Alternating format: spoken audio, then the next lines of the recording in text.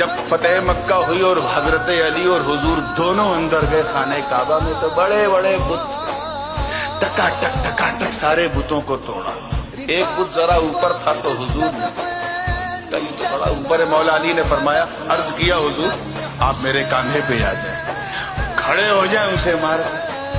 حضور نے فرمایا نہیں علی نہیں, تم نہیں اٹھاؤ گے مجھے, میں تمہیں اٹھاؤں گا. توجہ چاہوں گا, میں تمہیں اٹھاؤں گا. اب ذرا غور کرے قسمت علی پر میرے ماں باپ قربان. دوش پیمبری نے